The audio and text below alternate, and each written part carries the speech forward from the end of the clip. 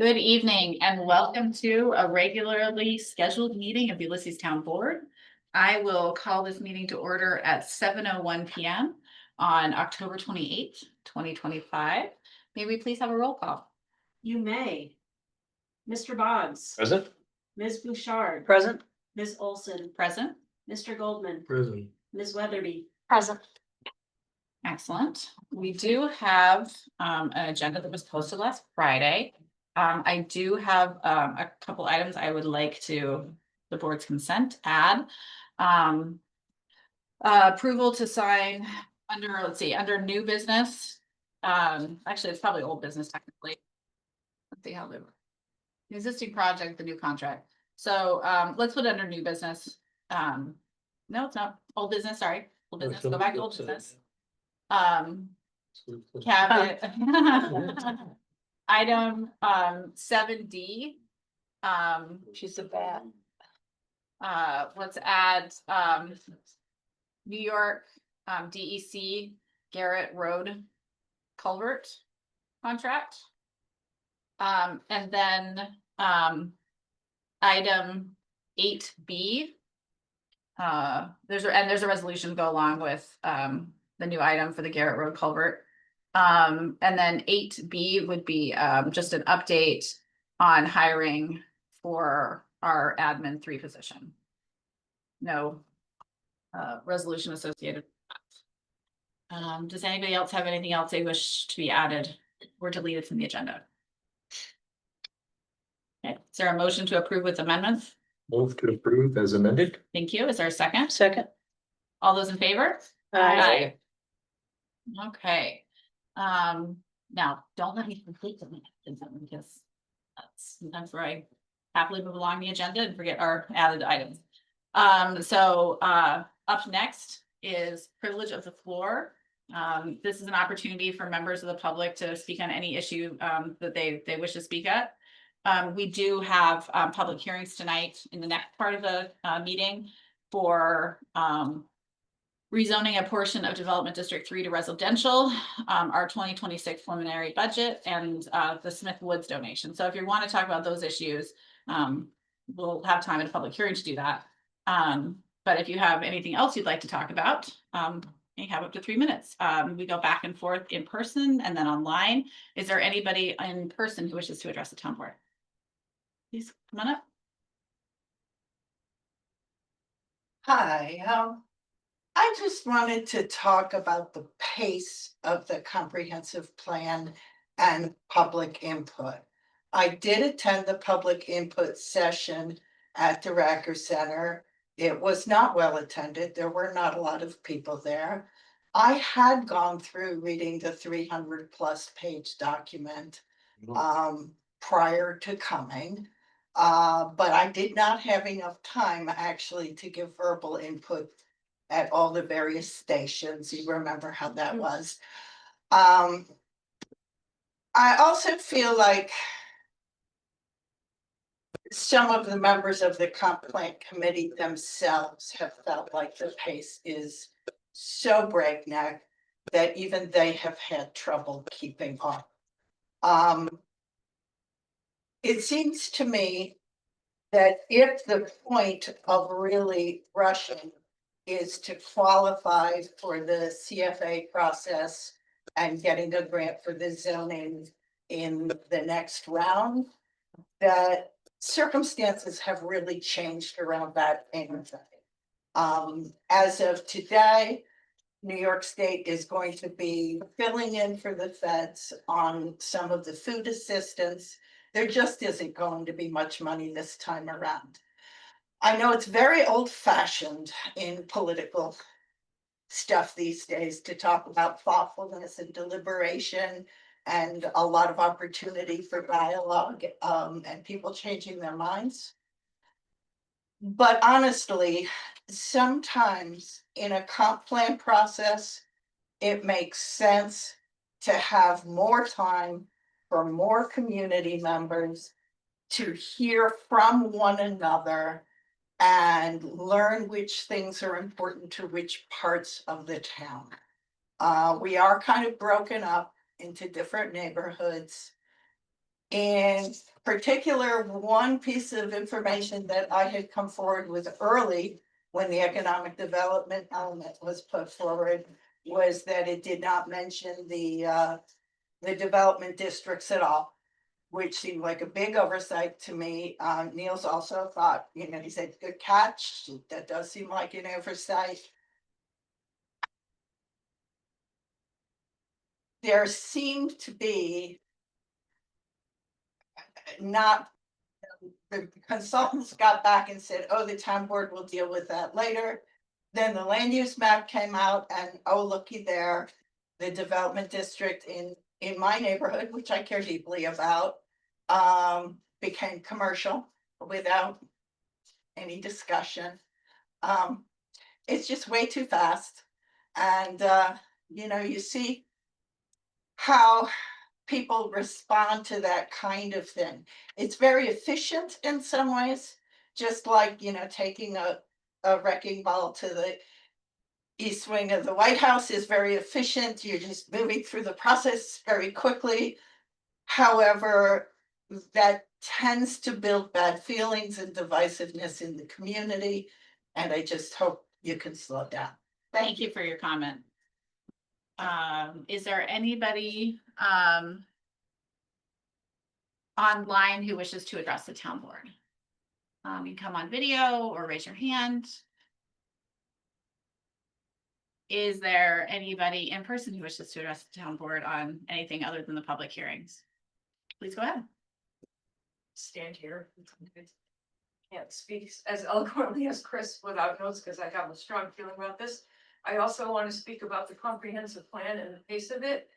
Comprehensive plan is a key guiding document for a community. It's a source of pride and vision for the place that is home. I know firsthand how important it is future land use planning, including zoning revisions and long-range planning for policy and infrastructure investments from my many years working in Ulysses government on the town board as supervisor, as a member of past comprehensive plan and zoning update steering committees. The board appointed a diverse and hardworking steering committee to oversee this first major update of our comprehensive plan since 2009, and I'm pleased to be a member of this group representing conservation and sustainability, which we chose to add newly this time. We started meeting in late 2022, but we did not get going with the core work for almost a year when the town was able to hire the consultant MRB.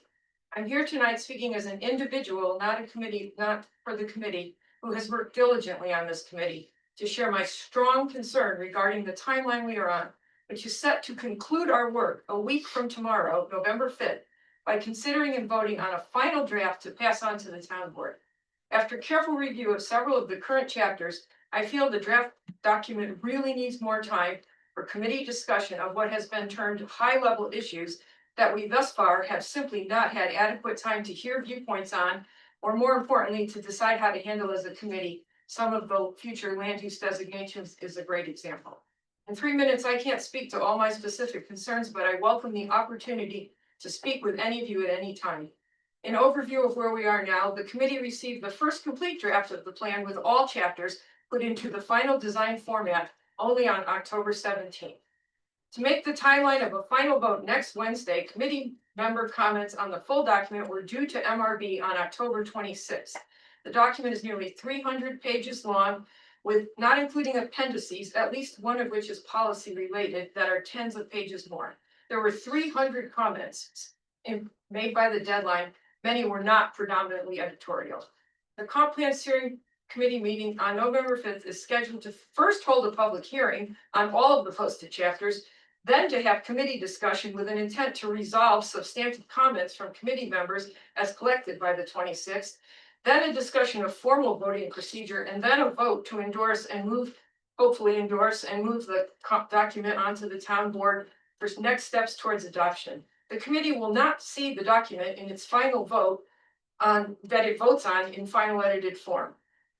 We are told to plan on at least 3 hours, starting at 5 o'clock after work. It is true, Liz, you can shake your head, but it's No, true. I was gonna say, Okay. the draft's coming out Friday. Okay, That's Friday, all I was saying. okay. Not of the things that we decide at the meeting that we fix. Thank you. So I I'm- encourage the town board, I was answering her, I encourage the town board members to try and attend at least some of this meeting on 11/5 to hear discussions and to consider for yourselves if an extension of the projected timeline for the town board to adopt this critically important you. document should be extended. Thank you. Thank you. Is there anybody else who wishes to address the town board? Okay, thank you. Okay, Carissa made the recommendation that because we have 3 public hearings. That we could actually open all 3 public hearings, and anybody who wishes to comment can have up to 3 minutes on each topic. So how do you feel about that? She felt good about that from a note taking standpoint, so I felt totally good about it from a. You ready? Okay. Good. So I'd accept a motion to open a public hearing on a local law rezoning a portion of Development District 3 to residential, a public hearing on our 2026 preliminary budget, and a public hearing on the Smith Woods donation. Is there someone willing to make a motion? Make a motion. Thank you. Is there a second? All those in favor? Aye. Okay, the public hearing is now open. Please indicate which topic, so for Chris's ease. Please indicate what topic you want to speak on. I will give you 3 minutes. Your 3 minutes will be up. And for the sake of continuing, you can move on to your next topic and then to your next topic if you want to speak on all 3. But please group them just so it's easier. And everybody will have a chance to speak who wishes to speak on any of these 3 topics. So let me get my timer going again. I'm gonna make it a little bit, see if I can find a loud one. My phone is quiet tonight. Okay, so. Okay, is there anybody who wishes to address us on any of these topics? We'll start in person and then move online. Please go ahead. Actually, if you don't mind, I'd prefer to go after others on online if anyone else wants to go. Okay, sure. I think for recording and volume, it'd be really helpful. For public hearings can come up to the podium. I want to make sure that it's recorded just to catch it. Yes, please. Is there anybody online who wishes to address the town board? On any of the 3? We're holding an open public hearing right now for those who just joined on our the rezoning of Development District 3, partial rezoning, a 2026 preliminary budget, and the Smith Woods donation. Is there anybody online who wishes to address on any of these topics? Wave or put your hand up if you would like to speak. Okay. Is there anybody there's anybody in person who wishes to make a comment on any of these 3? Now you're up. Oh, Don? Mr. Ellis, please come on up. Thank you.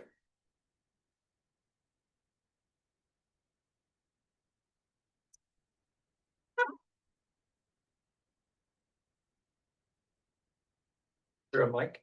No. Oh, No, but our mics are on the Right table. here. so- oh, okay. All right, it'll work. My name is Don Ellis from Bradley Street. I think it's important for people to say who they are and where they came from, where they live.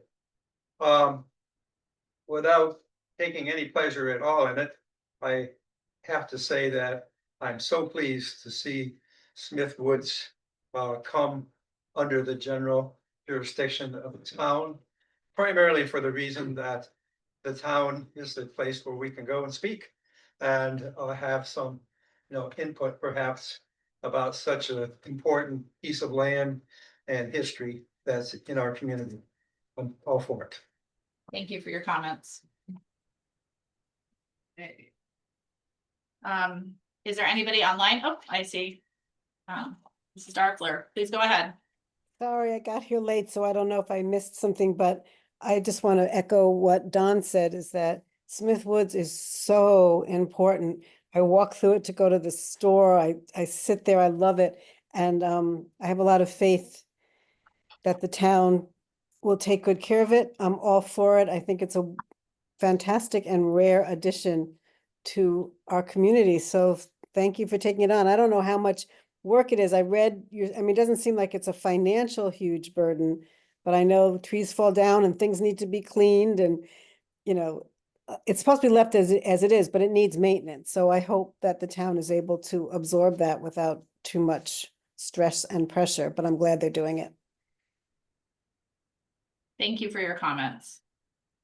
Did you want to speak on any of the other budget or any of the other public hearing topics? I had some questions and I talked to Carissa before, so I think I'm pretty clear. I was confused about the EMT, like contracting with, okay, Carissa, I can't even remember what she finally explained it to me, but it seemed like I understand now that to not contract with the county makes it cheaper for us to do the Oh, road, the plowing of the roads. the The plowing of the county road. took over the snow plowing.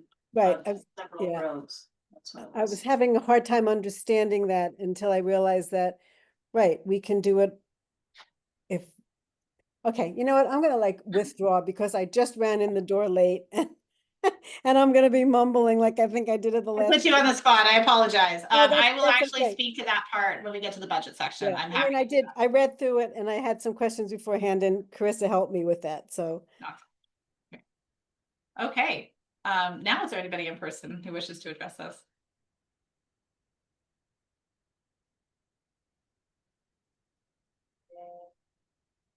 Chris Kale, 3110 Du Bois Road. I am going to start with the budget. This is a little bit like doing sonnets, you know, you have to have the format right at 3 minutes, and it's a little difficult, and I worked all day, so please forgive me.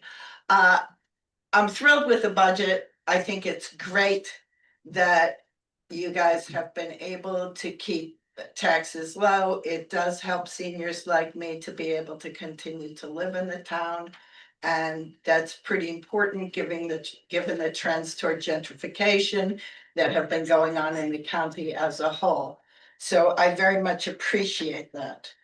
I do feel that, and I think I made this comment actually earlier when the Pritz property was being considered. I do feel at some point that how we maintain Salo Drive, the Cumming Park, whatever our obligations are going to be at Three Falls, when that gets named and so on.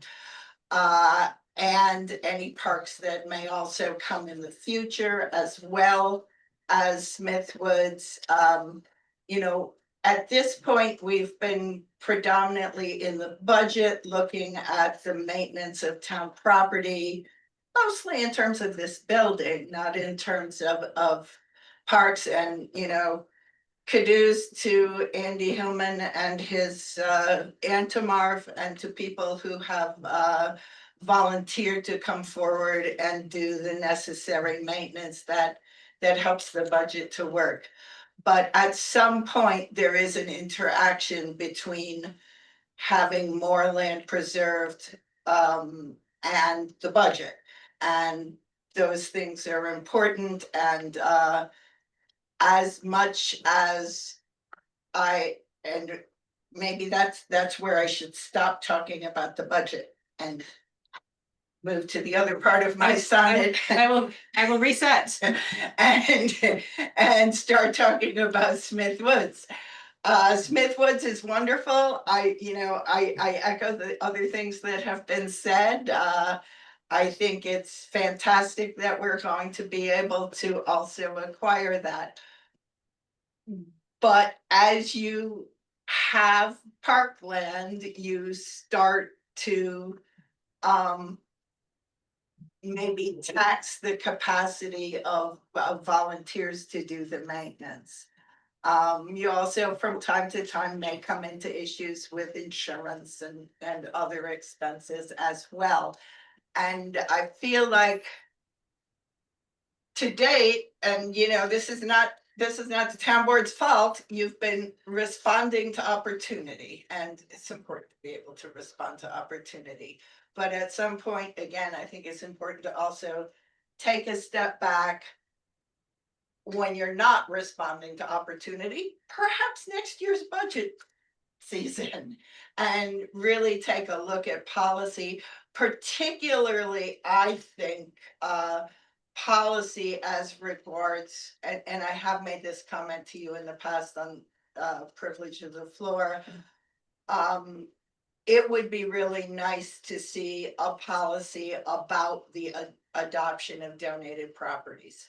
Because there's no reason to think that other generous people in the future may not come forward wanting to donate properties. And if there were some thoughtfulness and deliberation ahead of time, Smith Woods fits the criteria. There's just absolutely no question about that. So, you know, I'm not talking about that.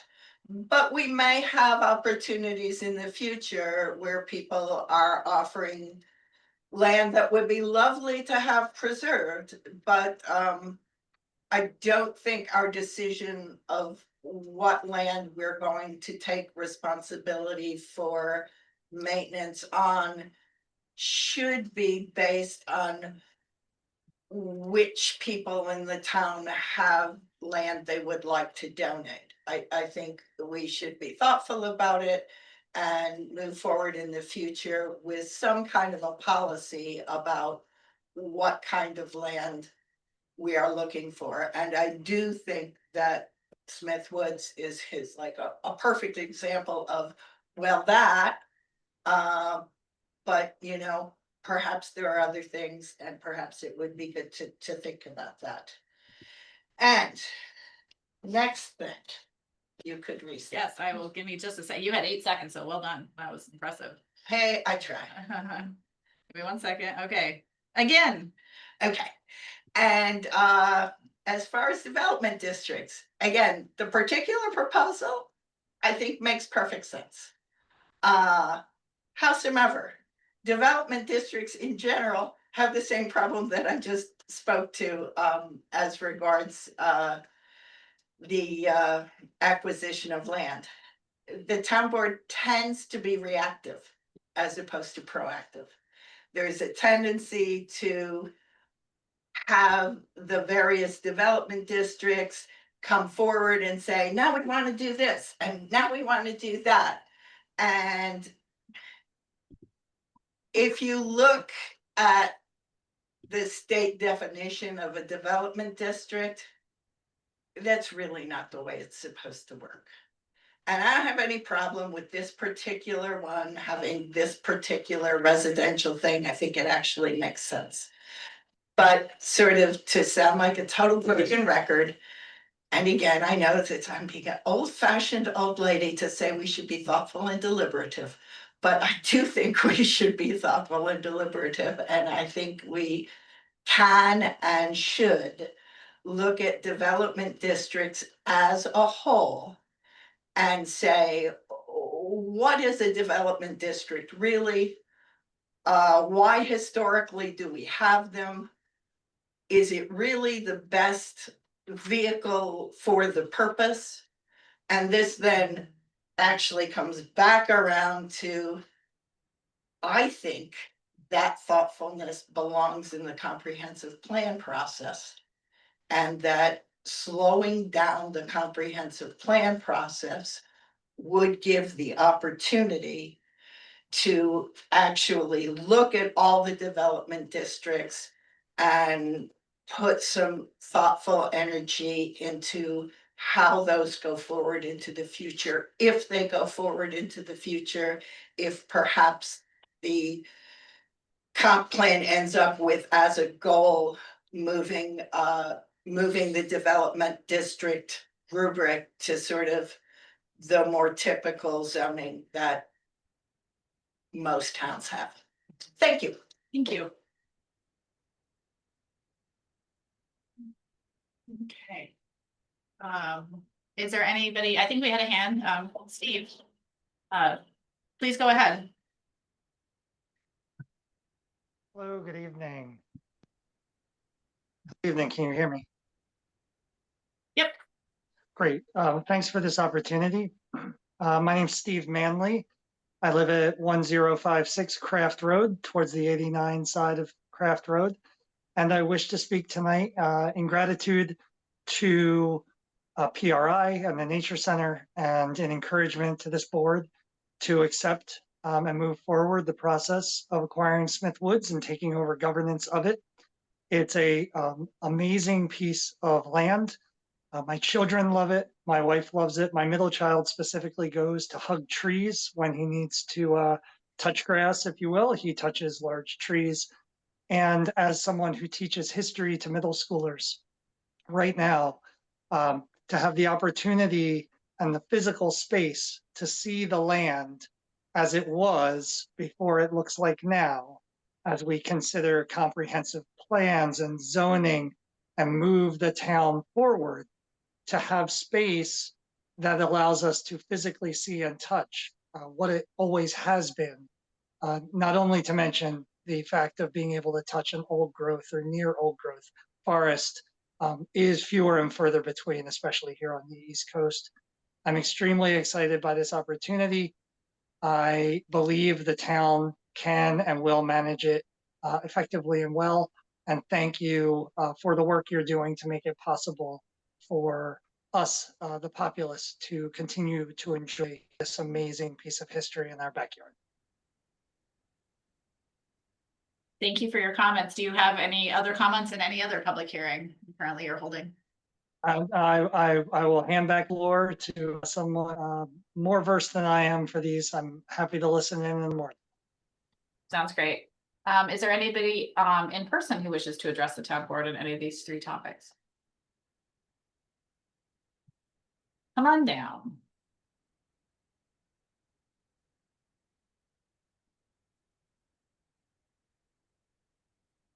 Ron Ellis again. Under the rubric of budget, I would like to say a little bit of history about the town having to do with these kinds of things. And one other comment. When Roxanne and I came onto the town board many, many years ago, decades, and we, in a meeting, not fourth or fifth, maybe in our sojourn, the subject came out of somewhere. We didn't have motions much back then. The subject came out of somewhere about getting rid of those two pieces of land. And boy, that was a subject that had a lot of attention. People were really into it. And the two pieces of land are a tiny little parcel along Route 227 adjacent to the bridge that is out by the Doug land, previous Doug land. This big enough to park a tractor trail around, that's about it.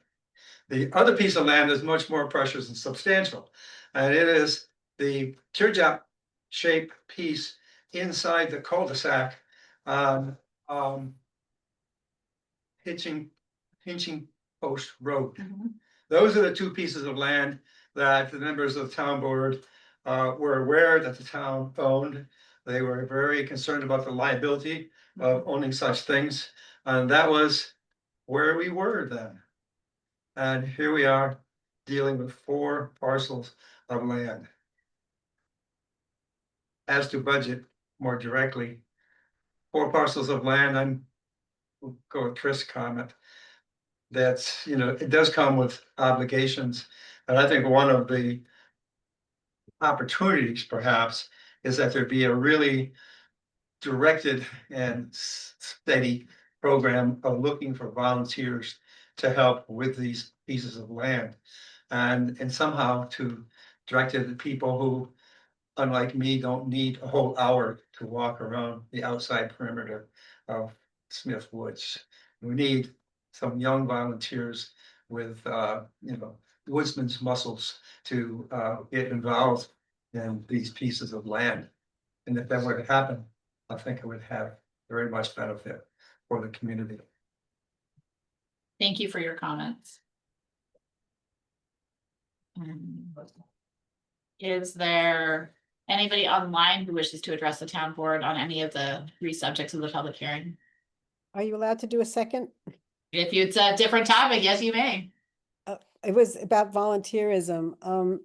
For many years, I ran Taking Care of Teaberg, and it's become increasingly hard to get younger volunteers. It's a different lifestyle, 2 people working, kids in a million activities, and that's a fear that I have with this wonderful acquisition, is that if if you're are we depending on volunteerism? Or is this something that gets worked into the DPW, the town? I mean, I don't really understand how the maintenance would work on Smithwood. I think it would happen, but to depend on volunteers these days is getting harder and harder.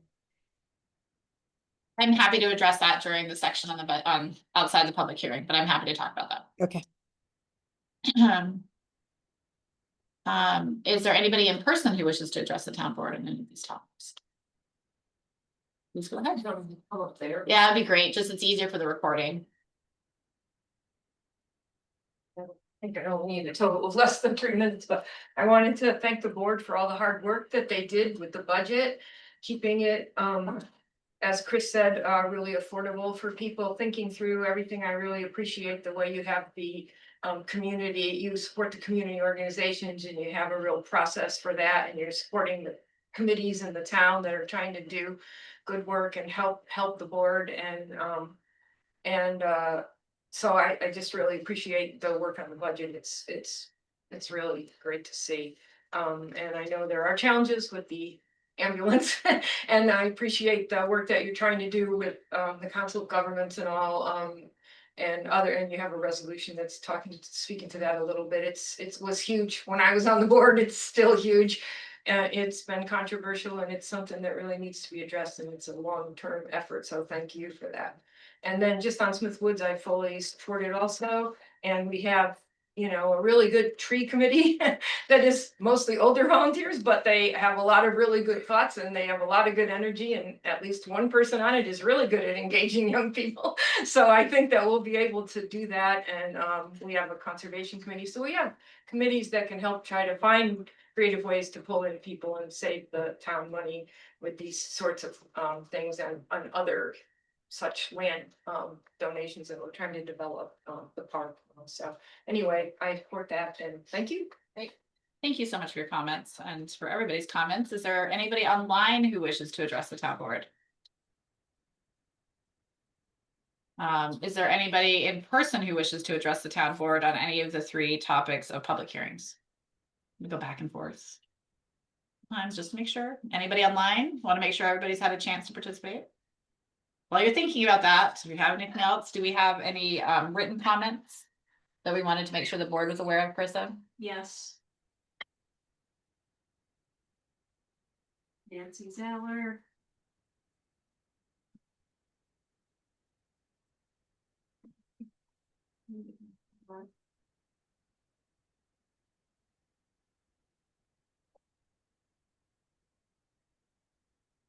I can read them. Also, I have them. Nancy emailed, having read the proposed law regarding removing and rezoning of several parcels of DD3 being considered this at this evening's public hearing, I'm writing in support of the removal of the land parcels along Halseyville Road for the purpose of residential housing. And then regarding the 2026 budget, Nancy Zaylor says, I support the 2026 town budget and appreciate the town's efforts to meet its health and safety requirements while preserving support for community programs, youth programs, and support for parks. The minor increase in taxes is worth the value of living in this community. Thank you for your efforts. And then regarding Smith Woods, Nancy says, I support the acquisition and stewardship of Smith Woods by the town in partnership with PRI. Thank you. Do we have any other written comments? We do not. Okay. So I'm gonna do a final call. Is there anybody else, either in person or online, who wishes to address the town board on any of the public hearing topics? Okay, well, I think everybody who wanted to have a say, I think here's that they had their say. I appreciate all the comments and feedback and the thoughtfulness that was demonstrated in all of them. May I have a motion to close all 3 public hearings, please? Is there a second? Second. Thank you. All those in favor? Aye. Aye. Okay, up first is the 2026 preliminary budget. We have a preliminary budget that was presented at our last meeting. It went from tentative budget to preliminary budget, and tonight we just had a public hearing on the preliminary budget. Tonight we have a resolution in our board packet. But there's a typo because it's the adoption of 2026 budget, not the 2025, but the language is correct. I just realized the heading was wrong. We have our budget officer, Blixie Tate, is online. Blixie, are you able to join us? There's Blixie. Yes, I'm We listening. Wonderful. I wanted to, before I turn it over to Blixie, I wanted to address a question that was asked or related to a component of the budget that refers to highway snow removal. The town is wrapping up at the end of 2025. We'll be concluding a 3-year contract with Tompkins County. Tompkins County has a relationship with some of the towns, not all towns in Tompkins County, where they contract with the towns to plow county roads in lieu of the county plowing county roads. And our highway superintendent, Scott Stewart, did an analysis of the cost to provide this service and reached out to the county early this year. He and I had our first conversation around February of 2025. And he had done an analysis of what the true cost was to provide the service to the county. And that includes all, the staff costs associated with it. It includes wear and tear on vehicles, planned future replacement necessary associated with plowing county roads. And it also looked at primarily, salt and fuel acquisition also. Salt being a bigger expense than fuel in this case. And when Scott did the analysis, he came out roughly at it cost the town about $85,000 in the last year to provide the service. The contract, however, is the town has been getting reimbursed by the county after the fact. So we outlay the work that's necessary, the salt that's necessary to keep these roads safe and under the highway superintendent's purview. And that was costing $85,000 effectively. The county, however, was only reimbursing us approximately $35,000 for that year. And additionally, we are, Scott has been very thoughtful in his capital planning. The town board has adopted a capital plan that was put together between Scott and Blixie, our bookkeeper, on all of our equipment and its replacement cycle, and projecting forward how much it's going to, when we can anticipate needing to make some big purchases, right? And how frequently those are going to need to be made based on known life cycles for those vehicles.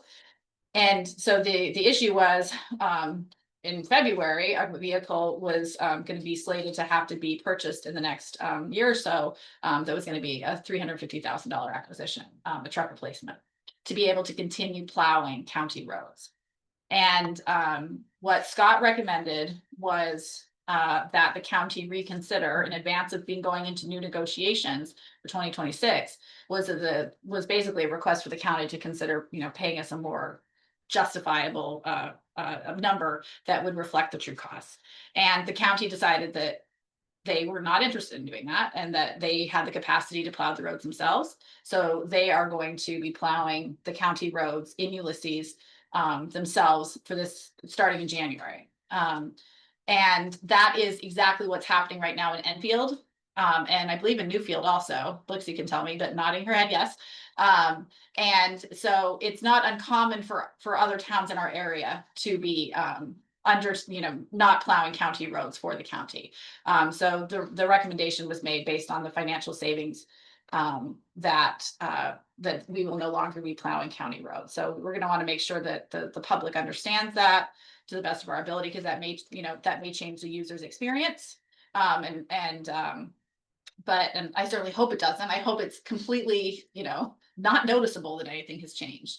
But the reality is the finances did not work for continuing to do that. So we were able to keep taxes down, both for this coming year and in future years, because of especially the salt and capital equipment purchase would have been coming out of the tax base. So we're making this decision in the budget as a reflection of what Tompkins County decided to do. But I genuinely, personally believe, I think it's the best financial choice for the town as well. So. Well, how do we know? I mean, How do we know we're gonna get the same kind of service we get when our people are plowing versus the county plowing? Well, the state plows their roads, the county's gonna plow their roads, we're gonna plow our roads, and if you have a problem on on a county-owned road, I can happy to direct you to the representatives literally at the county. That's the problem. The cost may just shift to the county. And then our county taxes will go up. You know what I mean? Yeah, Somebody has to pay for that and. well, I don't think it's it's the about the money, I taxpayer. think it's about the service. I mean, we can control our own people plowing and hold Scott account to making sure it gets done. Now we're not gonna have that capacity. I don't disagree with you, but it's I'm not saying also, we shouldn't do it, I'm just right. pointing out. so Is just so there you a know, way to there's, monitor? I guess we'll hear complaints. well, there's not equity within the county about how these contracts are structured. So there are other townships on the eastern side of the county who basically say it costs us X number of dollars. I've heard this directly from town supervisors. It costs us X number of dollars to plow roads, and then the county has just reimbursed them for that. But when you're saying it costs the town of Ulysses $85,000 and they're reimbursing $35,000. It just isn't working. So they think they might have the capacity to do it at a cheaper rate than we are, because they have more vehicles, they have more staff, right? There's economics, right, of scale. Sure. So my hope that our county taxes don't go up on that, but it's a fair point. You know, they really did not, I saw the communications and there wasn't a lot of, it did not appear they had a lot of interest in negotiating. So. So is either take what we are kind of working with now and not losing $50,000 a year, or rely on them? Well, it was really more Scott saying, I'm concerned about this, and wanting to reexamine the model, and them saying, we'll just take it over. So that was some extent of negotiations. I think that if we have a bad year, if we hear from the residents and things like that, there's no reason why we couldn't approach the county about negotiating another contract in the future. This is. And this decision was made by the highway superintendent at the county, who's already retired. So there's going to be new administration, or there is new administration, and so we can certainly pick it up if we're hearing. If residents along county roads are having concerns, I would also, advocate on behalf of those residents at the county to improve service, right? So I think that that's an important component as well. So we had no snow days at the Trumansburg School last year, so maybe it'll be another lighter-ish, but we never know. Anyway. Other questions, comments, Blixie, anything you want to say about the budget? Not really. Nothing's changed since our last meeting. And I'm just here to answer questions if people have them, or, if there's any further comments or questions that I can assist with. But no, I don't really have anything more to say. Board members, anything? No? Went through it several times. Yes, Sure. my two concerns with the budget, you guys did a great job on the budget, bringing it in. I'm concerned with the administrative costs being slid over to Water District 3. The district is established for 20 years. And some of those administrative costs are now climbing, and I feel like maybe some DPW fees or something are pushed in there. And then the reallocation of expenses to the users versus how it's been working for 20 years with the what goes into the tax bill. The mortgage on that was paid off, and the users have not seen any relief yet from that mortgage, and the way it's going, they might not. And then for everybody, the continued use of the finance committee, I don't feel like it's, and I've said this all along, is not transparent enough. And whenever there is any finance committee work that goes on, nobody from the finance committee ever does a presentation on it. And so these two folks are leaving, and there'll be two more folks doing a finance committee. And then the rest of the taxpayers in the town do not see it. So I think it's not a good practice. The function of the town board, number one function is fiscal responsibility. And I feel like that should be done in an open forum. That's all I have for the budget. Thank you. Lexi, is there anything about Water District 3 you'd like to highlight about the approach we're taking, which is moving expenses borne by the actual users who, because there are costs associated with the water district that are exclusively for those who are using water. People may not know there are people in the water district who pay taxes on a water district they've never actually hooked up to. And we have an approach that we've been gradually working towards. You want to delve into that a little bit? Well, just to back up a little bit is, there was a significant debt that was recently paid off for the creation of the district, as Michael referenced. And when that was paid off, the tax rate in that district did go down, but not the full amount of the debt that was paid off. Part of that is because there is overhead and maintenance for the district, and overhead and maintenance for the district is being looked at as sort of a value to the people who are paying taxes, whereas the cost of actually delivering the water is being looked at as a cost of the users of using the water, so that they're paying a rate for their water that reflects what it costs to actually buy the water and get it to them. And there's also an effort to build up reserves in the water district, which again is considered overhead capital investment, so that in the future, if repairs or capital improvements need to be made, that there's funding available to help with that, or at least to plan or apply for a grant or whatever is needed. And really what was happening was the money we were collecting from billings did not really cover the cost of the water and the delivery of the water, and that the taxes were higher because of that. And so we're trying to adjust that a little bit by gradually increasing the rates that we charge for the water to make it more equitable, so that the users are really paying the true cost of getting the water to them and the cost of the water. And that the people who own the properties are paying taxes based on the improvements or the value of the infrastructure to the property. It's not an exact science. And, it could certainly be reevaluated, every year as we take a look at it. But that's generally what we've been working on. I don't know if that helps, but that's my perspective as the budget officer. Thank you. Related to the finance committee, I think it's really important to be incredibly clear with the public that the finance committee is made up of two town board members with deep financial background, Mary Richard and Rich Goldman and Blixie Tate as budget officer. It is a purely advisory group. And if you'd like to share with the public what you were discussing at your most recent finance committee meeting, because it's a topic that we specifically talked about at our last town board meeting. And I said in public that this was going to be a topic at the finance committee coming up. So would you mind elaborating on the fund balance policy that you were discussing? Because I know that was the topic of your last meeting. Sure. So we had come up with various fund balances for the various Like target rates target rates.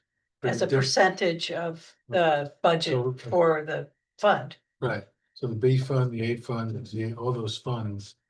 We came up with a range of, most of them in the range of 25-30% to 45-50% in terms of what should be kept. So if the fund balance got too low, we have a guideline to replenish it and raise and not take out as much money for it. And on the high end, if we brought in more money than the higher end of the range, we could lower it, and we'd have an objective criteria by which we could do that. So that happened in the B fund, right? So the B fund, I think we had 25 to 35%, but this year our fund balance is like 76%. So we wanted to bring in line in the ranges that fact, and the B fund is peculiar because it goes up and down the sales tax. And it has no ability to put money away in reserves. Right, so we wanted to we wanted to reflect what's actually happening in the fund with the target ranges that we established, so we recommended that. So at your meeting, my understanding, because I read the minutes from it, but I wasn't in attendance because I would constitute a quorum and we don't have a quorum of board members present on a committee. My takeaway from that is you're going to be making recommendations. Leslie's going to put them in a draft for a fund finance policy. And then at the January meeting, the entire town board can consider whether or not they are into the board members. Their configuration can decide if they shall adopt the fund balance policy with the amounts, with the numbers recommended by the finance committee, and the town board can vote up or down on it.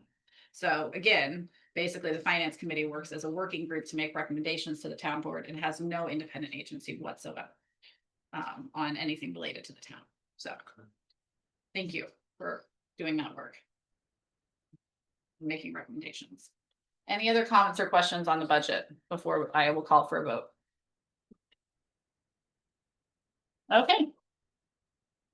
I am going to just read the resolved. I do want to note that actually I'm going to read the whole thing because it has dates in it that were important. Whereas the town budget officer presented the 2026 tentative budget to the town clerk and the town board on the September 23rd regular town board meeting. And whereas prior to the presentation of the tentative budget, there were 3 public sessions to conduct budget line by line reviews on the September 8th, September 10th, September 17th.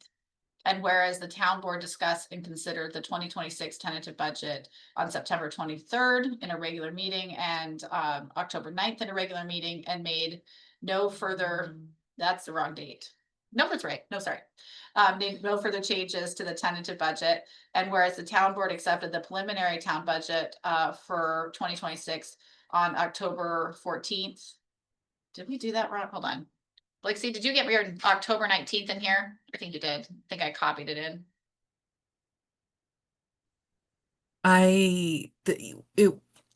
I'm sorry. I didn't quite catch what you, Remember how we had the dates mixed up on the meeting? right, because it's so- not the 9th, it was the following week.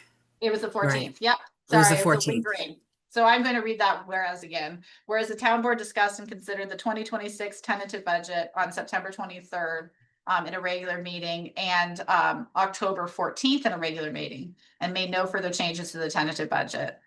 And whereas the town board accepted the preliminary town budget for 2026 on October 14th, 2025. And in accordance with New York State Town Law, Section 108, set the public hearing date for October 28th, 2025 at 7 p.m. in person and via Zoom.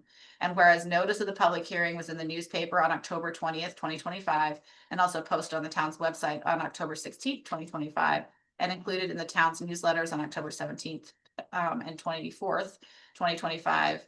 And whereas a public hearing was held on October 28th, 2025, where all members of the public were able to comment on the preliminary budget in person, via Zoom, telephone, or in writing. And whereas the tax levy limit set by New York State's, the New York State Office of the State Comptroller for the town of Ulysses for the year 2026 is 3.16%. Now therefore be it resolved that the town board accepts the preliminary budget for 2026 as the final budget for 2026 with a 3.13% increase in the tax levy and a 1.55% tax rate increase for town residents outside the village of Trumansburg and a 0.9% tax levy increase and a 3.08% tax rate decrease for village of Trumansburg residents that comes in under the tax cap. So I will move that. Is there a second? Second. Any further comment? All those in favor? Aye. Thank you very much. Motion carries. Okay. Thank you, Blixie. Thank you. Thank you, Lexi. Thanks, Blue. Okay. Yeah. Next item up is a local law rezoning a portion of Development District 3 to residential. And we have Mr. Doolittle with us tonight. And we had our public hearing. I wanted to let everybody know, as we go, I will actually do that. That's the process. Okay. So this project entails consideration of a local law rezoning a portion of Development District 3 to residential. It's a lot of paperwork tonight. And some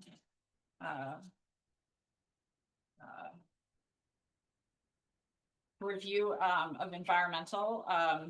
I, per the town board, identified interested agencies when you guys did the phase 1 of the short environmental assessment form back in August.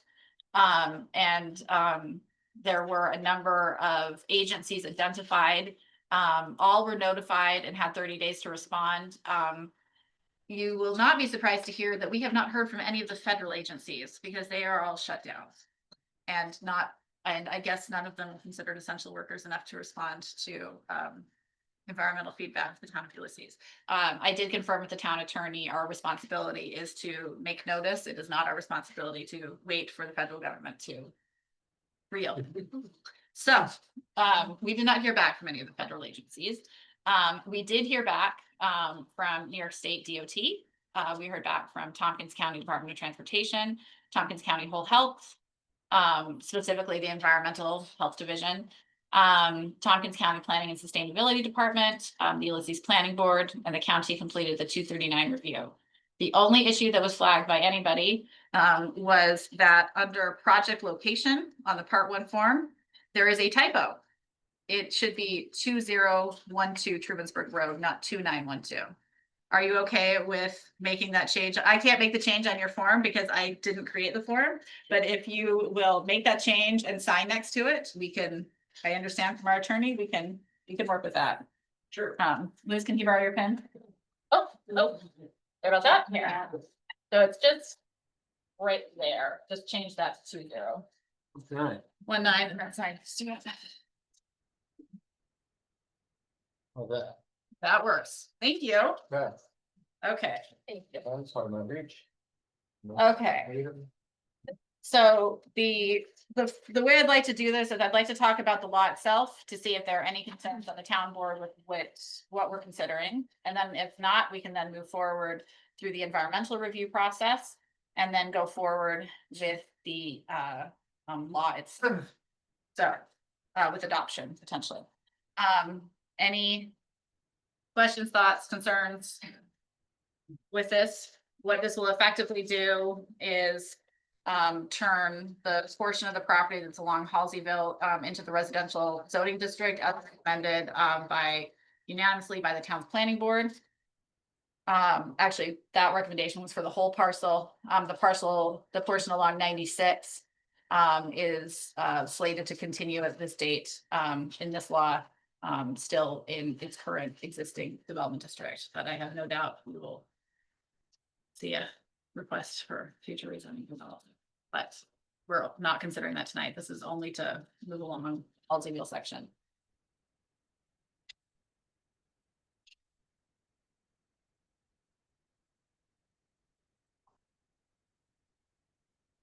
Okay, 3 parcels.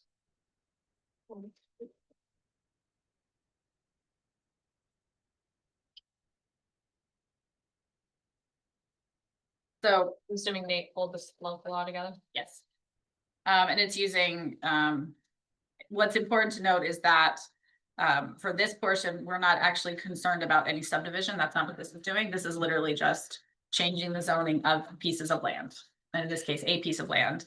There are many properties in the town, including some who actually are in the room right now, whose property falls in multiple zones simultaneously. So that's not an issue. We're really just talking about a map really that changes the zoning on the Halseyville side. And then there's a whole process the town goes through on subdivision, which is separate from the town board. Well, this local law does specify those parcels. there are breakouts because it's going through a simultaneous process of subdivision. But this is saying, this is actually saying what part of the land is breaking into these pieces in terms of zoning. Legal descriptions of all three, and the conglomerate is what is being considered tonight to change. It's the section 2. That's the full 6.446 acres. Yeah, I definitely did not put this resolution together. That's why we have. Oh, no, municipal attorneys and. My hourly rate is sizably below our municipal attorneys. Yeah. Okay. You're ready to start going through environmental review?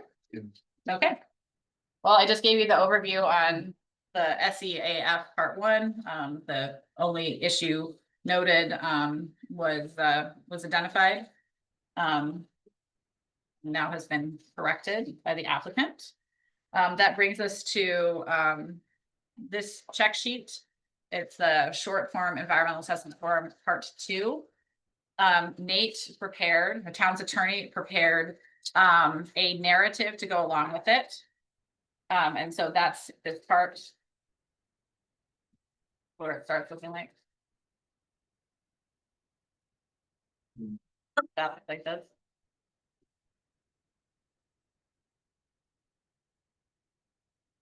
This narrative accompanies it.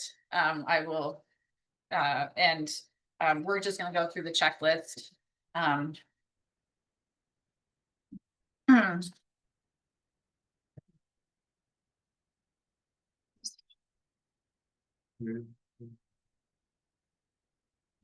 got it. Yeah, This is the one.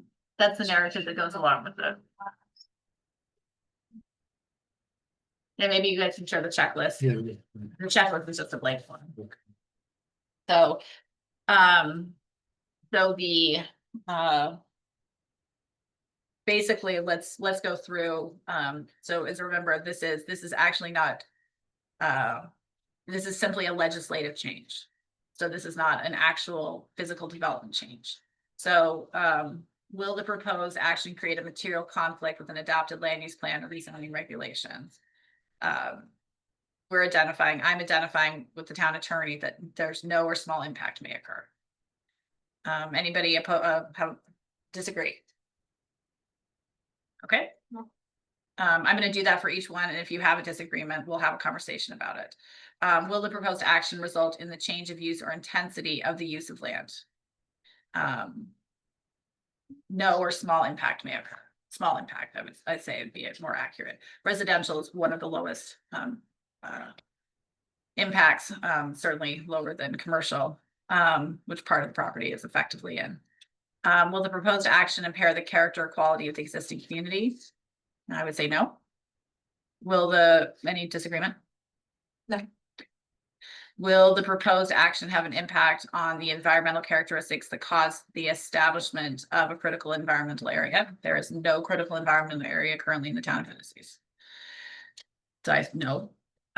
Will the proposed action result in adverse change to existing level of traffic or affect existing infrastructure for mass transit, biking, or walkways? I would say no or small impact. Will the proposed action cause an increase in use of energy and it fails to incorporate reasonably available energy conservation or renewable energy opportunities? Again, this is just a legislation change. No development actually is happening as a result of it. That any future development will have to also go through environmental review. Will the proposed action impact existing public or private water supplies or public or private wastewater treatment utilities? Again, purely legislation, so no. Will the proposed action impair the character or quality of important historic, archaeological, architectural, or aesthetic resources? We were not able to identify any that would be impacted. Will the proposed action result in an adverse change to natural resources such as wetlands, water bodies, groundwater, air quality, flora, or fauna? Again, no actual development, just legislation, so seeing none. Will the proposed action result in an increase in the potential for erosion, flooding, or drainage problems? Again, none. And will the proposed action create a hazard to environmental resources or human health? And so that one again, we interpret is a no. Does anybody disagree with any of those? Okay. And then on the short form part on the back page of part 2 is part 3. If any of them were answered in part 2 as moderate to large impact, which none of them did, you need to explain why.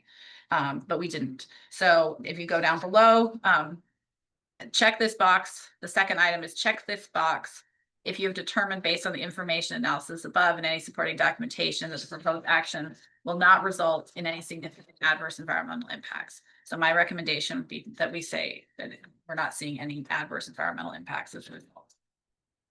Does anybody disagree with that? No. So, and anything else anybody wants to say on environmental issues related to this before we go to reading a resolution related to the environmental significance? Okay, but I'm gonna read the whole thing. Because it has the context. Whereas Chad Doolittle submitted an application to the town of Ulysses to rezone the western portion of property located at 2012 Trumansburg Road, Trumansburg, New York. 14886, tax parcel number 20.3-1 from Development District 3 to residential, leaving the eastern portion of said property as Development District 3, the proposed action. And whereas the town board previously declared its intent to act as lead agency for the purposes of environmental review of the proposed rezoning and preliminarily classified this action as an unlisted action. And whereas the town board has conducted a coordinated review of the proposed action in accordance with the New York State Environmental Quality Review Act, SEQR, Article 8 of the Environmental Conservation Law and its implementing regulations at 6 NYCRR Part 617, including review of the short environmental assessment form, the SEAF, parts 1 and 2. Whereas having provided an opportunity to contest the town board's intent to act as lead agency and otherwise provide comments to all involved and interested agencies, and having received no objections to the town board acting as lead agency and otherwise taking into consideration all comments received to date. And whereas the town board has evaluated the potential environmental impacts of the proposed action using the criteria set forth in part 2 of the SEAF and adopted the proposed findings as set forth in the SEQR short environmental assessment form part 2 narrative, a copy of which is incorporated herein, and that's this part that Nate put together.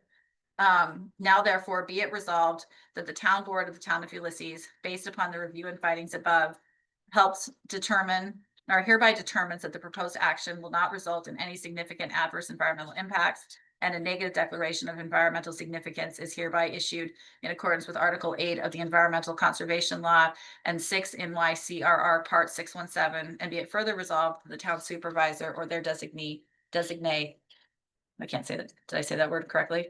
I think I did, is hereby authorized and directed to sign the SEQR negative declaration and to take all steps necessary to file and distribute this determination as required by law, and be it further resolved that this resolution shall take effect immediately.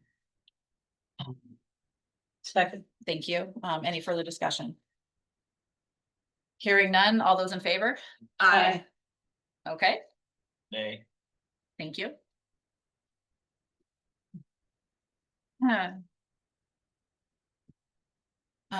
Then next step up is the consideration of adopting a local law rezoning a portion of Development District 3 to residential.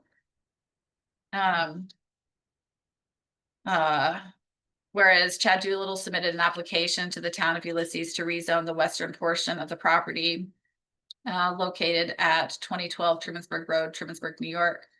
14886, tax parcel number 20.3-1 from Development District 3 to residential, leaving the eastern portion of said property as Development District 3.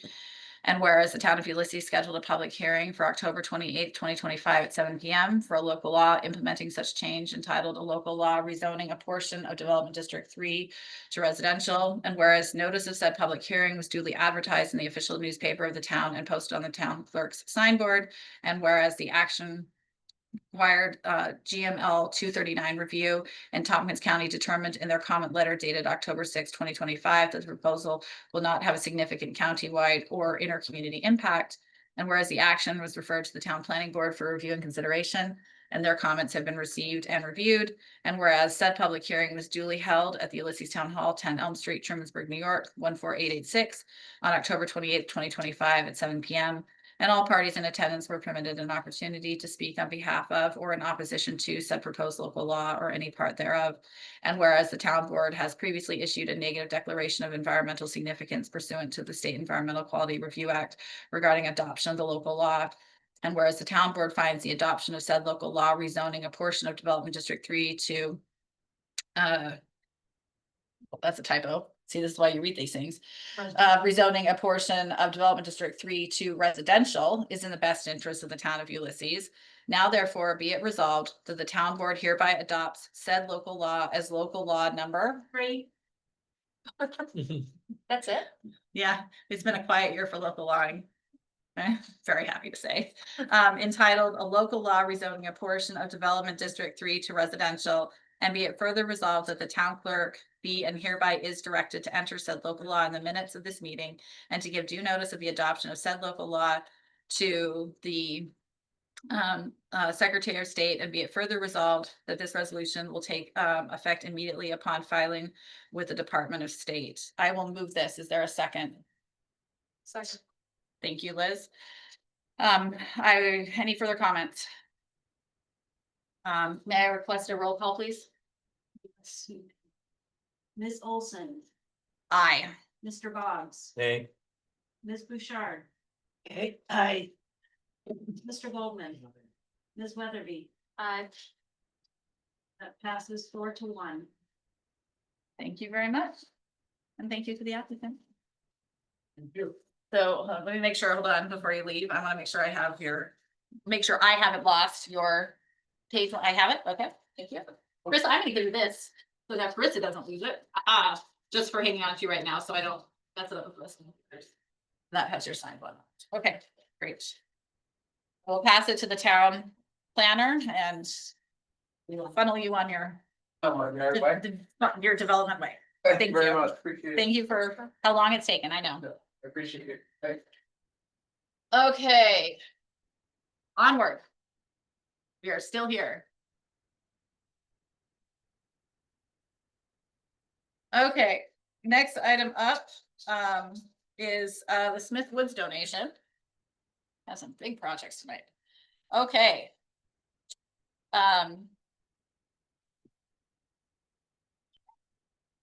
We have one item, and you know what? I'm positive Nate sent me a new one of these contracts. That the only difference was his address. And I probably just didn't pull it correctly, so we will make that correction in the final resolution.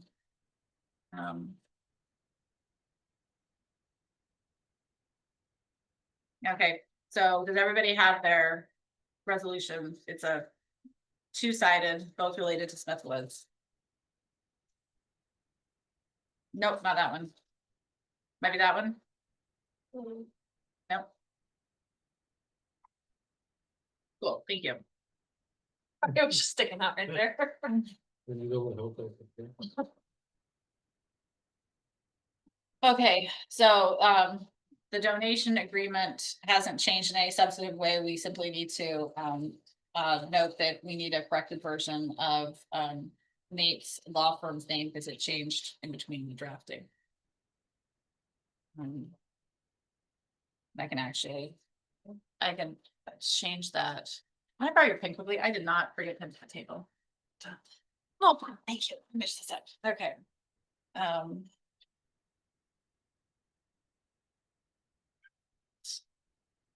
It's just a sec. It's.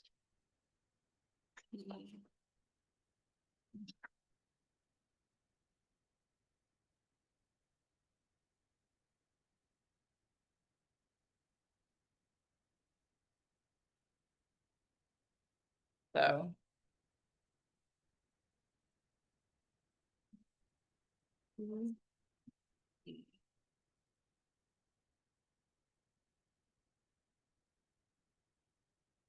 See, okay.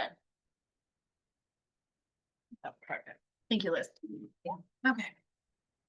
So, Smithwood donation, we have a donation agreement that was presented to the public and discussed at our last town board meeting. Last town board meeting on the 14th, we also went through a review of the SAAF part 1. And we have that with us tonight. We don't actually need to do the other sections of the SAAF. And there were no interested agencies involved. So we didn't need to get feedback on them. So we held a public hearing tonight. This is now an opportunity for the town board to discuss the donation. If there have been any changes, thoughts, opinions, anything you want to get off your chest. And then when we're ready for that, then we can go into the environmental review. Well, you want to speak to the maintenance aspect? Sure. So, thank you for that reminder. So regarding the maintenance, when I met with, representatives of PRI, initially, it was flagged that there was, that there may need to be some fence work done and that they had a quote, for roughly in the range of $4,000. Again, my number is correct. Yeah. For repair work if it was done by the company that installed the fence. And some members of even including folks in the room right now have actually gone out and done a physical assessment and walked the property and looked at the fence and have been members of the tree committee and have actually been providing just back this week comments, really valuable comments in terms of flagging minor repairs necessary on the fence. I think it's probably actually not very well known outside of the tree committee that the town DPW is already doing some degree of tree maintenance and has been doing it for many years. Because the trees on the Route 96 side actually, if continued to allow to grow, and they're as trees are allowed are willing to do, actually goes over the town's own sidewalk. It's town property. That sidewalk is owned by the town that runs from the corner of Cemetery that runs down to Suresay. And so there has been minor tree cutting necessary to keep public access and keep it safe. So for many years, that's actually just been absorbed into the budget. So there's already some degree of history of taking care of the site. Smith Woods is a unique space because it does actually require us not to go in and just like wildly cut down trees. Like that's not a thing we can do ever on the property anyway. And the maintenance moving forward may require the necessity of trees to be cut down if they've fallen and pose a danger. If they've fallen and they don't pose a danger, then the intention would be to leave the trees in the space. As you walk through Smith Woods, there are plenty of trees that are down and just naturally decomposing as part of the forest life cycle. So the long way is to say is that folks currently on the tree committee have been caring for that property internally for many years. I do not disagree that we are in a challenging spot in our community's history for volunteerism. And I think that it is incredibly helpful that the town took the step a couple of years ago to convert our highway department to a DPW. So we don't run into issues associated with property maintenance issues that may be outside the bounds of civil service or a union contract. In our case, repairs and things, if I can tell you in-house talking to Scott Stewart, who's the highway superintendent and the head of DPW, there's repair work that could be done on the fence, either by volunteers or by the by the DPW in a way that is estimated to be considerably cheaper than paying a contractor to do the work. So we do have in-house capacity. I am very mindful though of wanting to make sure that we're making choices at the town level that are not going to hinder our ability to be financially sustainable, right? And I think we're with this property, and something that was never done when Salo Habitat was adopted was a comprehensive look at long-term maintenance. That was not done when it was adopted, but the Salo Habitat Committee, in conjunction with the Tree Committee, actually has put together a document, and Carissa could explain more about that, but it's helped, now with more of a guiding document to make decisions. So the long and the short of it is, we're not anticipating any sizable, significant increase in our insurance costs associated with having the property accessible. We're not anticipating any considerable development, right? Because you can't develop it. It does have a fence, it does have trails, it does have trees, and I think we're in a good place to thoughtfully determine what work needs to be done and who's best suited to do it. And so I think developing more volunteers would be wonderful. I'm also I sleep well knowing we also have a DPW capable of stepping in if necessary to remove a tree safely, to repair a fence if necessary. But if we can have volunteers continue to do these things, we've had wonderful good fortune to have the citizen pruners. That might be something that could be leveraged on the Smithwoods property in appropriate ways. So that's another asset to consider. So.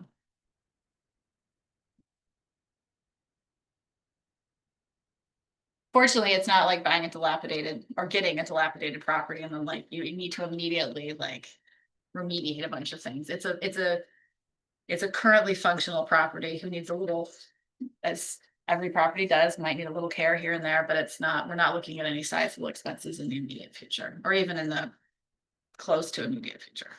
So. Any questions about that?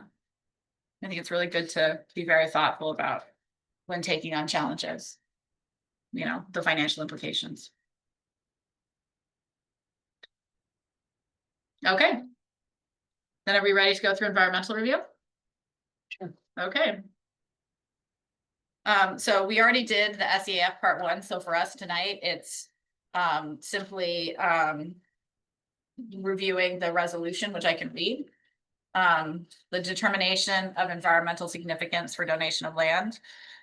Whereas the Paleontological Research Institute, owner of a property located along Falls Road in the town of Ulysses, identified as tax parcel 13.3-1 and known colloquially as Smithwoods, has offered to donate said property to the town of Ulysses for the purpose of continuing the operation and maintenance of said property, for the use, education, and recreation of the community.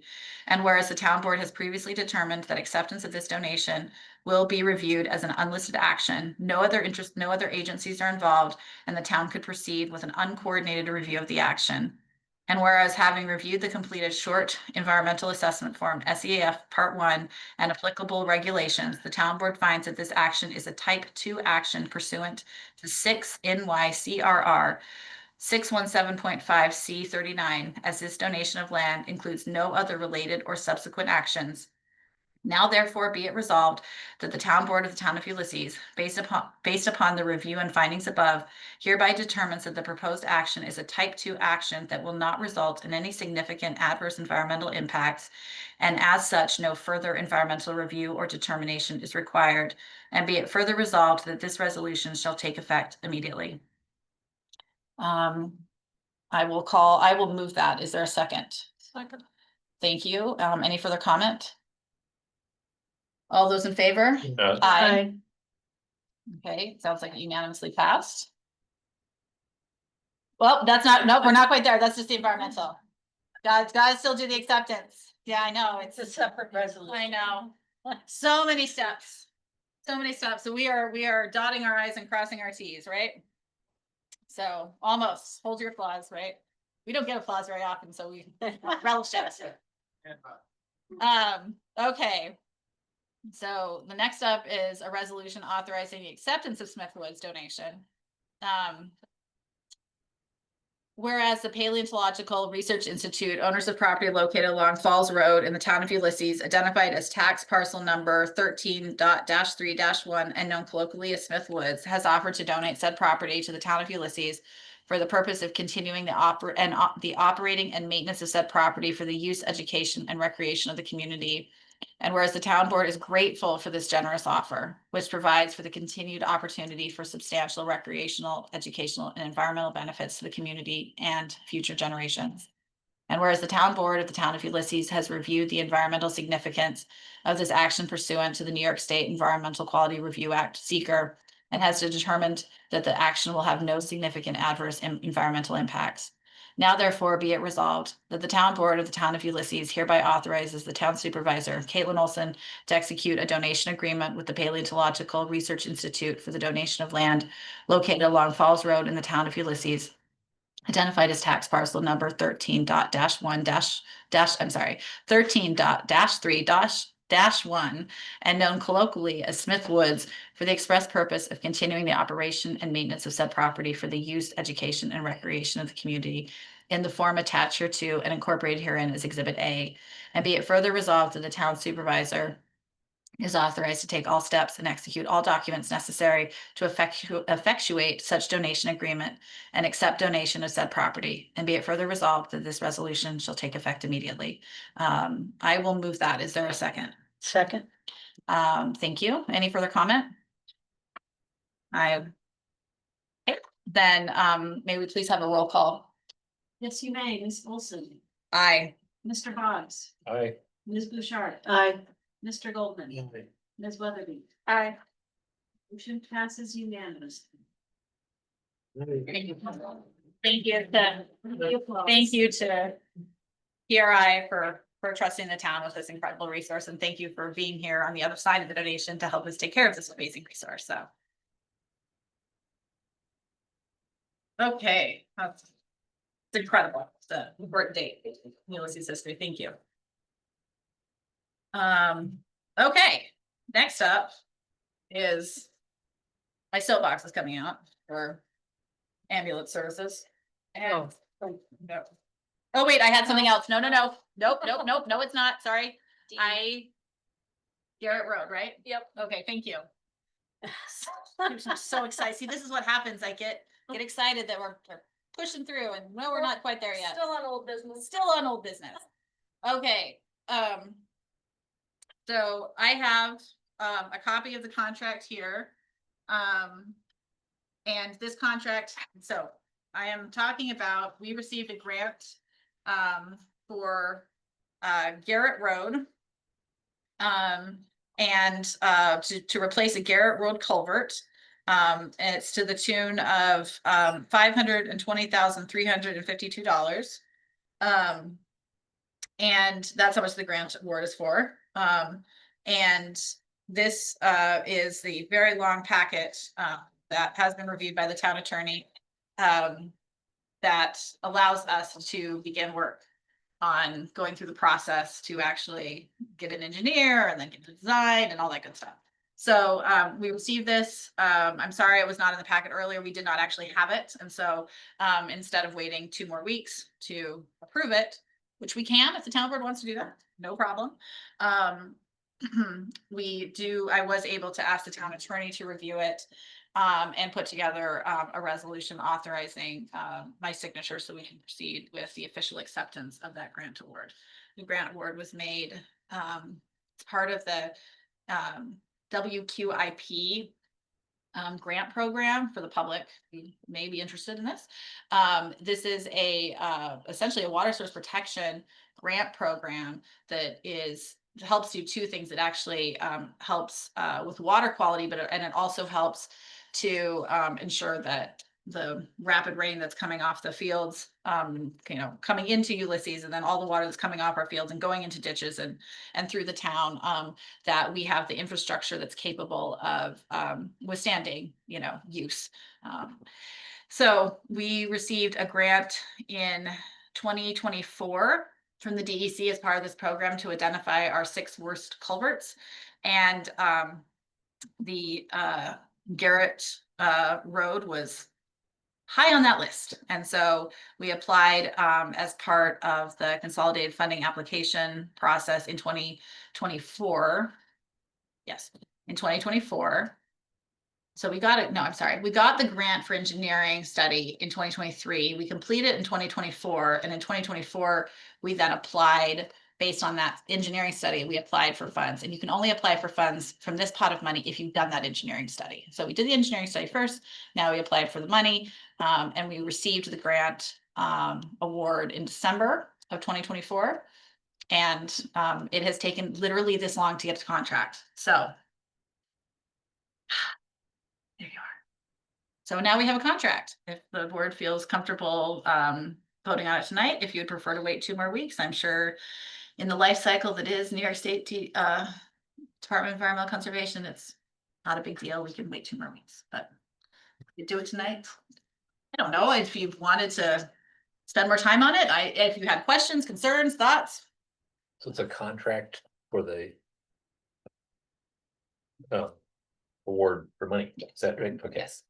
Yeah. How much percentage of that, of the work is that? So it covers 75% and we'll have to do a 25% match. So Blixie has been well aware of, you know, how we're looking at step 3 different projects that are all reimbursement. So we have we've got Curry Road, we've got the Maplewood Hairpin culvert. And then now the Garrett one, all of those are reimbursement grants. You don't have to do the whole project and get reimbursed. You can get reimbursed as you go. But Blixie has that all. She's working on that, so we know when things are gonna due. For this one in particular, and the big one is gonna be Curry Road. There's actually a meeting with the town's engineer on that project on Thursday to get what they think is an estimated timeline. We are hoping to be able to go out to bid in early 2026 for Curry Road, which is a $1.5 million project. And then we have the Maplewood culvert that's clocking in just over $500,000. And then this one, we're getting 520 from 520,000 and change from New York State, but then we have to match the 25% as well. So these are all big projects, but it takes a while to get through. So, I mean, on a really ambitious schedule, I think we'd be looking at best case scenario, we'd be looking at design work for Garrett Road in 2026 with actual construction in 2027 on a very ambitious one. I wouldn't be surprised if it's actually everything's pushed a year. Because it's just, again, we got the award in December and have a contract in late October. So everything takes time. So we will have a structured financing plan, but we will be most likely borrowing money, and short-term borrowing. I think she talked about that, She did. did she? Was She- through whatever the water district was funded through. right? Yeah, and I forget the name of it off the top of my head, but yes, she did come and we talked about it Something several point months or ago. something. Yeah, there's short-term funding option, so we'll have to, it'll all be structured to do that, but we're not looking at having to do that quite yet. The big one that's gonna be the expensive one is Curry Road.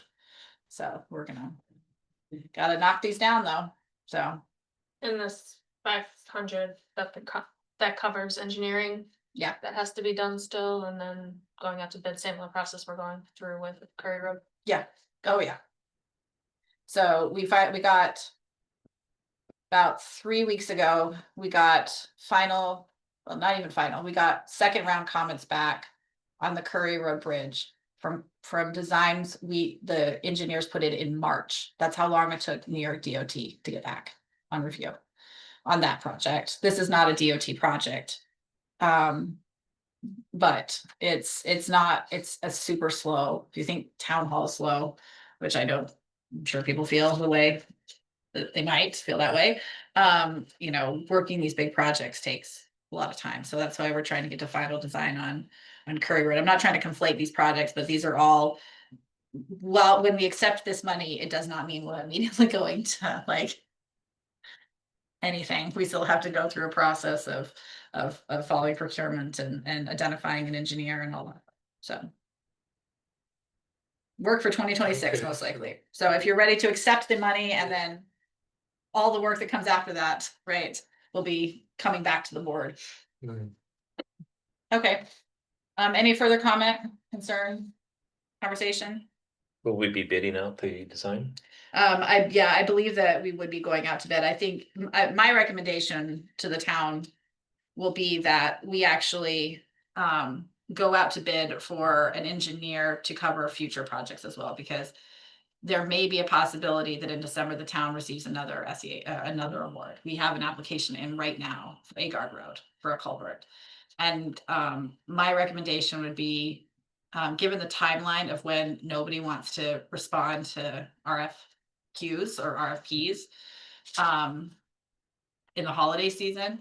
My recommendation will be that the town pursues an RFQ, a request for qualifications, for an engineer to do culvert engineering. So it sounds like that's a direction the town can pursue, and that would allow us that if we got it's the same way with the town attorney, right? Like you can hire professional services, provided that we're always in compliance with whatever contract we're under from our funding source. I think it would be in the town's best interest to do a robust look for an engineer that we can rely on to help guide us through these multiple projects potentially. So, but I think it would be good to wait to do that until we find out. We should know in December whether or not we've been awarded another round of grant funding. So that would be my recommendation. But yes, we're not. Alright, so what do we have to do? I can read the resolution. It's the resolution authorizing town supervisor to execute state of New York contract for grants for a grant for the replacement of Garrett Road culvert. Whereas in conjunction or connection with a project to replace the Garrett Road culvert funded through the New York State Department of Environmental Conservation, DEC, known as QUIP R20 MPS, the project, the town of Ulysses is required to agree to the terms of and conditions of a grant contract as described in the New York State contract for grants attached here too. And now therefore be it resolved that the town board of the town of Ulysses hereby authorizes the town supervisor, Caitlin Olson, to execute that certain New York State contract for grants within New York State DEC relating to the project, and be further resolved that this resolution shall take effect immediately. Excuse me. Thank you. Is there a second? Second. Thank you. Any further discussion? Hearing none. All those in favor? Aye. Opposed? Okay, motion carries. Thank you. Okay. Now we're moving on to my soapbox. New York State Bill S7501. So the bill, so there's a version of this bill in the assembly that has been, this bill has been passed by both, a version of this has been passed by both the assembly and the state senate. And this bill directs counties to develop and maintain a comprehensive county emergency medical system plans. Back in the previous year, there was a bill that went through the legislature that would have determined that ambulance services are essential. And essential is a really important term in New York State because essential means is another word for required. So fire is considered an essential service. So every town and municipality in New York State has to be part of a fire district. They're required to provide that service to their constituents, whether taxpayers or property owners. Ambulance service, however, is not considered an essential service, and it could not clear Albany as an essential service. And there are any number of reasons. It's expensive is one of them, and there are a lot of municipalities who don't want to bear the burden of ambulance service for whatever reason, because they're getting their ambulance service from the private sector and don't feel like they need it, or they have, you know, other options, or fill in the blank. However, in Tompkins County, I think that there is collective action and concern that that ambulance services are being used in the entire county, but they are being unfairly paid for.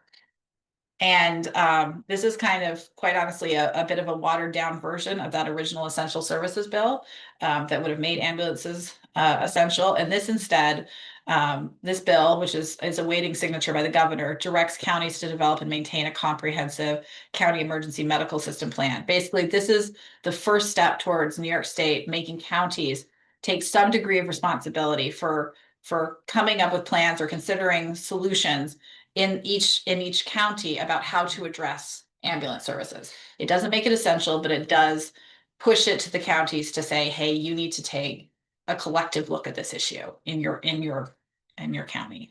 And I think it's really important. It has been I'm the vice chair of the Tompkins County Council of Governments. And this was, a version of this was unanimously supported at TCOG. Because across the county, we recognize, the municipal leaders recognize there are discrepancies and disparities in how people are receiving ambulance services. It can be a 26-minute wait in some municipalities to get an ambulance service. That is truly life or death. In my opinion, that ambulances should be accessible to all people. But we also need funding strategies that help balance the costs associated with that. Some municipalities in the county pay for them in their tax dollars, like Ulysses and Trumansburg do. And some, like the city of Ithaca, don't pay anything for ambulance services in their taxes. So there's. Yeah, they do some from time to time. Yet receive services from Trumansburg and other Yep. Dryden. Yep. Approximately at the, there was we had a public meeting in early September with everybody in the fire and ambulance districts. The other municipalities that were there, and we're looking at approximately 12% of calls to the Trumansburg Ambulance Company, of which we contract for services, are going out of district. 40% in Dryden are going out of district. I don't want to be Dryden. I would like to head off that incredibly expensive catastrophe before that's Ulysses. And this is the resolution before you is simply an authorization for me to represent the town and sending a letter to the governor encouraging her to sign this bill. So that's really what it is. I don't know if it will make any difference, but I think it's something affirmatively we can do. Enfield has done a version of this also. Something's gotta be done, so. So, okay, so that's what this gives me authorization to do. I will move this. Is there a second? Thank you. Any further discussion? Yeah, I haven't had a chance to research this, so I'm gonna abstain. Okay, I've read it a few times, but I don't it's not clear to me what the impact will be to us locally. So I would like to do some more research on it. sounds good. Okay. So then any further comments? I will call for a vote. All those in favor? Aye. Opposed? Abstaining. Abstain. Thank you. Okay, and then new business, that was new business, and then we had one other item, which was, I wanted, Update on yeah, hiring. there you go, thank Administrative you. Position. Thank you, see? Thank you very much. That I'm very pleased to share that we had a successful search for filling our administrative 3 position that we had open. And Lori, I'll send out more information directly, but Lori is coming to us with a ton of administrative experience from Cornell. And we had a really robust search process. And we had 9 applicants. And whittled it down to 3 for in-person interviews after doing screening interviews with everybody. We had 9 applicants. We did screening interviews for 8, and then 6 of us convened in person for reviewing and assessing the 3 in-person candidates. And Lori is, she's got about 20 years from Cornell in administration, lives in Burdett, has been working with some of their committees on a planning comprehensive plan level also, as a citizen. So I'm really excited. I think she's going to bring a lot of high capacity to the town, and that position will be structured the same way that that Molly was in terms of the breakdown. It doesn't impact the budget in any changing way. But Need to do something? no, it's just because the reason is you don't have to do something is because it's not a new position and it's not a change in rate or anything like that. Okay. So I see. I just wanted to let you know that. So she will start soon? 24th, I believe, is her start date of November. And it's in part so that she has time to wrap up short job assignments and all that. And I think it's always a good sign when somebody's really conscientious about how they leave an employer before they come to an employer. Yeah. Okay, upcoming events, remember we canceled or we did not cancel, we rescheduled, our November 11th, which should have been our November 11th meeting, in reflection of Veterans Day, which is a holiday for all of us here. And now that regular meeting will be on Wednesday, November 12th. And then, our second meeting in November will be November 25th. And that's the Tuesday before Thanksgiving. And we had approval of minutes. We had minutes posted from October 14th. Did anybody have any changes or corrections they needed? No, that's good. We'll make a motion to approve the minutes of. All those in favor? Aye. Aye. I don't have any board notifications. That does bring us back to privilege of the floor. Let me get my time ready. Is there anybody in person who wishes to address the town board? Please go ahead. Thank you. I just wanted to make a clarification on the statement that I made earlier, because I was, trying to finish up. And so I said the committee, comprehensive steering committee, last steering committee would not see the document that it might vote on in the current plan that's projected to us on November 5th. In the final edited form, I mean, the edited form of whatever we decide on at that meeting. We'd be saying, yes, okay to this, but we would never see what that looked like first. And I feel like that's an issue because, as Liz mentioned, though, I had forgotten that was the promised timeline. There's going to be another draft that's full draft that's going to come out on Friday, which is from the consultant considering the comments everyone sent in and then deciding which ones to accept or to deal with or to leave to be discussed by the committee. And some of those for sure are editorial. I looked through them all, but I would say, let's say 20% of them are not. That's 60 comments. If you talked about 60 comments for 5 minutes each and resolve them, you're looking at, 5 hours of meetings. And so I'm just extremely concerned that there is not enough time for everything that is slated on that November 5 meeting. And our committee needs more time, and that will put off potentially, probably, likely, if you think about the timeline, the town board voting on something, completely prepared to vote on something with the public hearings and the reviews and everything before the end of the year. And I know that that's, we'd like to get it done, but I also think it's really important to give enough time to have everything be incorporated thoughtfully. And so I really hope, the board will consider this and, come and hear our discussion at the meeting. We want a document that does justice to our community's vision for the future and be a workable guidance document and approachable to the community and really critical to the town boards and committees that are gonna design and carry out the implementation plan that will be based on it. And I think it will benefit from more talk by the committee and more public input, which I know is hard to get. I know as well as any of you do, but I think we still have to try. I think it's really critical. Thank you for hearing my thoughts on it. Thank you. Any other comments for the public online? Okay. Well then, Move to adjourn. Second.